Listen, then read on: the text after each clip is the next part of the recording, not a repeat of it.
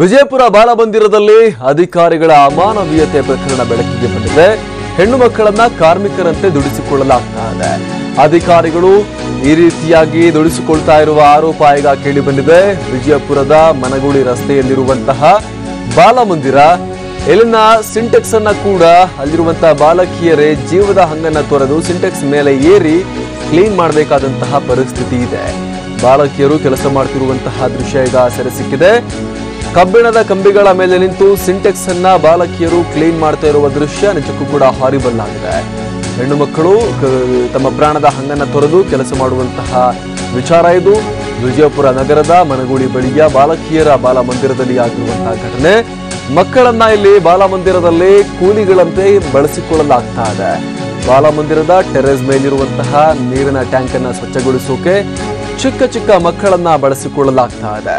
ಮಕ್ಕಳ ಸುರಕ್ಷತೆಯನ್ನ ಕೂಡ ಲೆಕ್ಕಿಸದೆ ಅವರನ್ನ ಕಬ್ಬಿಣದ ಸರಳುಗಳ ಮೇಲೆ ಹತ್ತಿಸಿ ಅಲ್ಲಿಂದ ಅವರನ್ನ ಟ್ಯಾಂಕ್ನ ಒಳಕ್ಕೆ ಇಳಿಸಲಾಗ್ತಾ ಇದೆ.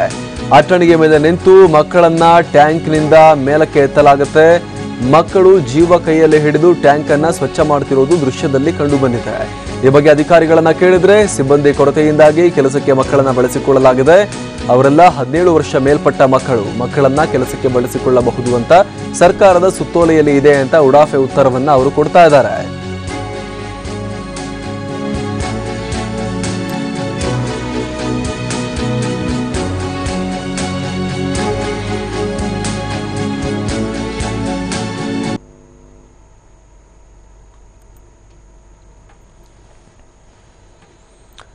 ವಿಜಯಪುರದ ಮನಗುಳಿ ರಸ್ತೆಯಲ್ಲಿರುವಂತಹ ಬಾಲಮಂದಿರದಲ್ಲಿ ಆಗಿರುವಂತಹ ಘಟನೆ ಇದು.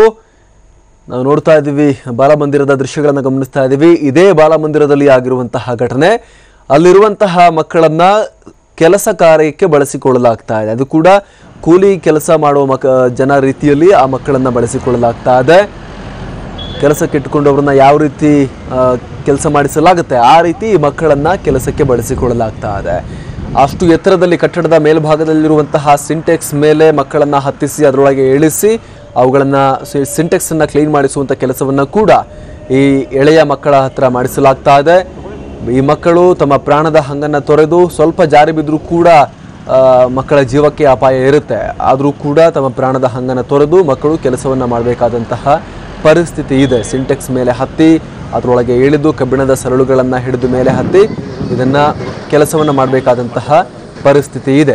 ನಾವಿಲ್ಲಿ ದೃಶ್ಯಗಳಲ್ಲೂ ಕೂಡ ನೋಡ್ತಾ ಇದ್ದೀವಿ. ಅಷ್ಟು ಎತ್ತರದಲ್ಲಿ ಯಾವ ರೀತಿಯಾಗಿ ಈ ಎಳೆಯ ಮಕ್ಕಳ ಬಳಿ ಕೆಲಸವನ್ನ ಮಾಡಿಸಲಾಗ್ತಾ ಇದೆ ಅಂತ ಈ ಬಗ್ಗೆ ಕೇಳಿದ್ರೆ ಅಧಿಕಾರಿಗಳು ಅವರೆಲ್ಲ 17 ವರ್ಷ ಮೇಲ್ಪಟ್ಟ ಮಕ್ಕಳು, ಅವರ ಬಳಿ ಕೆಲಸ ಮಾಡಿಸಬಹುದು ಅಂತ ಉಡಾಫೆ ಉತ್ತರವನ್ನ ಕೊಡ್ತಾ ಇದ್ದಾರೆ. ಸಿಬ್ಬಂದಿ ಇಲ್ಲ ಅಂತ ಮಕ್ಕಳ ಹತ್ರ ಮಾಡಿಸ್ತಿದ್ದೀವಿ ಅಂತ ಅಧಿಕಾರಿಗಳು ಹೇಳ್ತಾ ಇರುವಂಥದ್ದು. ಹಾಗಾದ್ರೆ ಸಿಬ್ಬಂದಿ ಇಲ್ಲ ಅಂತ ಹೇಳಿ ಈ ಅಧಿಕಾರಿಗಳು ಕೂಡ ಆ ರೀತಿ ಕೆಲಸ ಯಾಕೆ ಮಾಡೋಕ್ಕಾಗೋದಿಲ್ಲ? ಮಕ್ಕಳು ಮಾಡ್ಬೋದು ಅಂತ ಆದರೆ ಅಧಿಕಾರಿಗಳೇ ಯಾಕೆ ಕೆಳಗಿಳಿದು ಕೆಲಸವನ್ನು ಮಾಡೋಕ್ಕಾಗೋದಿಲ್ಲ ಅನ್ನುವಂಥದ್ದು ಕೂಡ ಅವರಿಗೆ ಕೇಳಬೇಕಾಗತ್ತೆ. ನಾವು ನೋಡ್ತಾ ಇದ್ದೀವಿ ಯಾವ ರೀತಿಯಾಗಿ ಎಳೆಯ ಮಕ್ಕಳನ್ನ ಕೆಲಸಕ್ಕೆ ಬಳಸಿಕೊಳ್ಳಲಾಗ್ತಾ ಇದೆ ಅಂತ. ಆ ಮಗುವಿಗೆ ಒಳಗೆ ಹೋಗೋಕ್ಕೂ ಕೂಡ ಆಗ್ತಾ ಇಲ್ಲ, ಅಷ್ಟು ದೊಡ್ಡ ಸಿಂಟೆಕ್ಸ್ ಅದು. ಹಾಗಾಗಿ ಕಷ್ಟಪಟ್ಟು ಆ ಸಿಂಟೆಕ್ಸ್ ಅನ್ನ ಏರಿ ಆ ಸಿಂಟೆಕ್ಸ್ನ ಮುಚ್ಚಳವನ್ನು ತೆಗೆದು ಅದರ ಒಳಗೆ ಇಳಿದು ಆ ಸಿಂಟೆಕ್ಸ್ ಅನ್ನ ಕ್ಲೀನ್ ಮಾಡುವಂಥ ಕೆಲಸಕ್ಕೆ ಈ ಬಾಲಕಿ ಮುಂದಾಗಿರುವಂಥದ್ದು. ಕೆಳಗಡೆಯಿಂದ ಕ್ಲೀನ್ ಮಾಡುವಂಥ ಒಂದು ಬಟ್ಟೆಯನ್ನು ಎಸೆದಾಗ ಅದನ್ನು ಕ್ಯಾಚ್ ಮಾಡೋಕ್ಕೂ ಕೂಡ ಆಕೆಗೆ ಸಾಧ್ಯ ಆಗಿಲ್ಲ.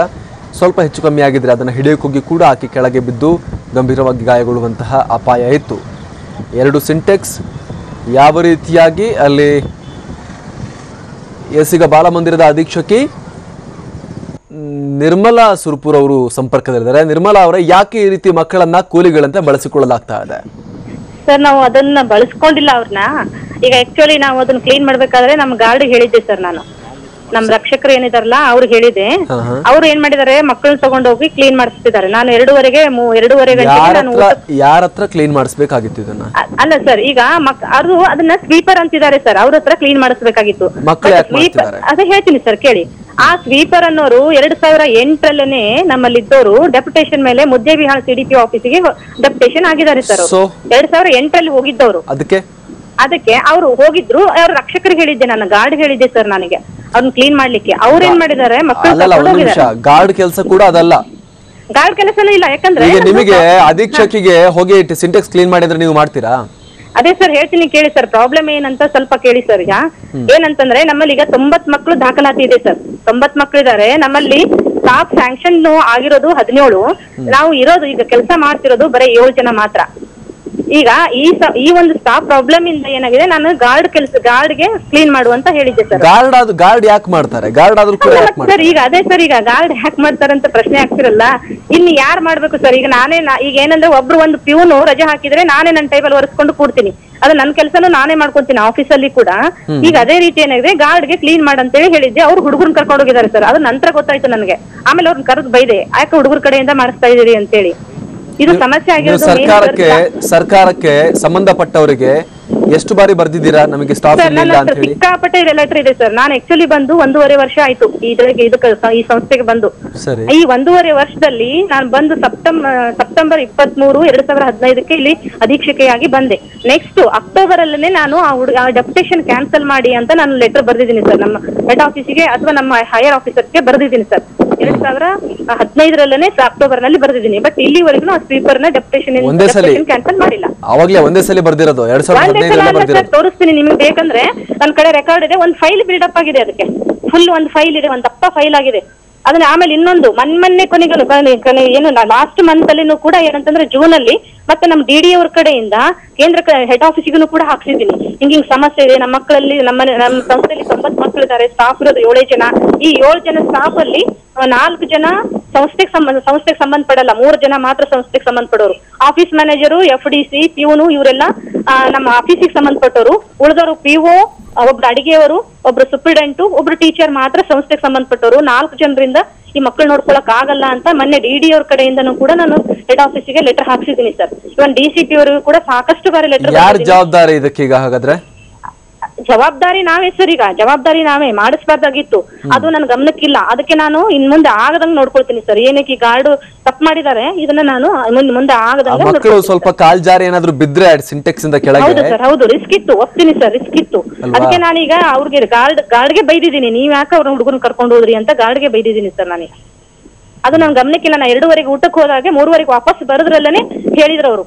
ಅವಾಗ್ಲೇ ಬೈದು ವಾಪಸ್ ಇದನ್ ಮಾಡಿದೀನಿ ಸರ್ ನಾನು. ಸೊ ಇನ್ ಮುಂದೆ ಈ ರೀತಿ ಮಕ್ಕಳಿಗೆ ಟಾರ್ಚರ್ ಇಲ್ಲ ಆಗಲ್ಲ. ಇನ್ ಮುಂದೆ ಹೆಂಗಾಗುತ್ತೆ ಸರ್? ಆಗಲ್ಲ. ಯಾವ್ದು ಇಂತ ಸಮಸ್ಯೆಗಳು ಬರ್ದೇ ಇರಂಗೆ ಜಾಗರೂಕತೆಯಿಂದ ಕೆಲಸ ಮಾಡ್ತೀವಿ ಸರ್.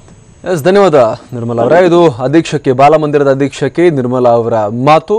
ನನಗೆ ಗೊತ್ತಿಲ್ಲದ ಹಾಗೆ ಕೃತ್ಯ ನಡೆದಿದೆ. ನಾನು ಗಾರ್ಡ್ಗೆ ಹೇಳಿದ್ದೆ, ಯಾಕಂದರೆ ಸಿಬ್ಬಂದಿ ಯಾರೂ ಕೂಡ ಇರಲಿಲ್ಲ. ಕಳೆದ ಹಲವು ವರ್ಷಗಳಿಂದ 2008ರಿಂದ ಕೂಡ ಇಲ್ಲಿ ಯಾವುದೇ ರೀತಿಯ ಸಿಬ್ಬಂದಿ ಇಲ್ಲ ಸ್ವಚ್ಛತಾ ಕಾರ್ಯಕ್ಕೆ. ಗಾರ್ಡ್ ಬಳಿ ಇದನ್ನು ಚುರು ಮಾಡಿಸಿ ಅಂತ ಹೇಳಿದ್ದೆ, ಆದರೆ ಅವರು ಮಕ್ಕಳನ್ನು ಕರ್ಕೊಂಡು ಹೋಗಿ ಈ ಕೆಲಸವನ್ನು ಮಾಡಿಸಿದ್ದಾರೆ.